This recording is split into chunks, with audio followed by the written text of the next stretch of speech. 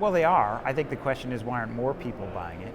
The corn is pervasive throughout the global economy. It's probably as pervasive as energies. Most people don't realize that. It's used in animal feed, so if you eat meat, you're using corn. It's used in ethanol. It's used in starch to hold paper together. It's basically, if you're in the modern global economy, corn is touching you. Wheat is probably the most political of all commodities except for oil. So between those two, they get a lot of press. We have two good funds, we like to think, that are there with good easy tickers, CORN and WEAT.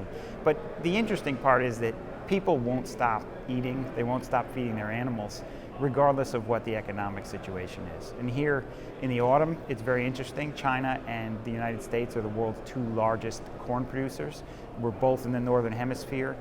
We are harvesting corn at the same time. All of that corn comes to market, and it creates very often, not always, but very often, a seasonal low point. So in the fourth quarter, you do get a low point for grains. It so happens we've had 3 bumper years in a row, good crops. Grain prices are coming down. They're actually approaching their cost of production. So some people think the downside is quite limited.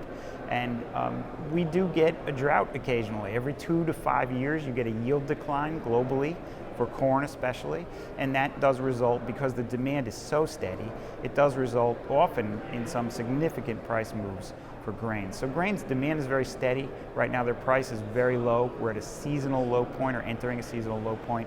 Looks like a good time to discuss with your advisor or other people investing in grains.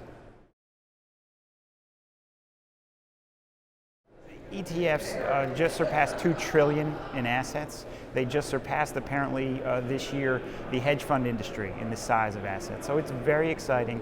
It's a very user-friendly, transparent means for investors to participate in all the financial markets and in all asset classes. So commodities were very difficult for investors to touch even only 10 years ago. And now there are many different funds by many different companies, good offerings out there.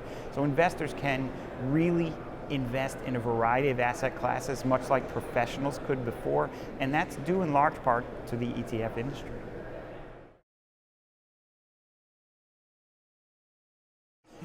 My crystal ball is sometimes fuzzy, but I think 2016, no doubt, continued growth for the ETF industry. I think continued growth, especially for the new products that are coming out, and I think a rising awareness of commodities, the global turmoil in the markets.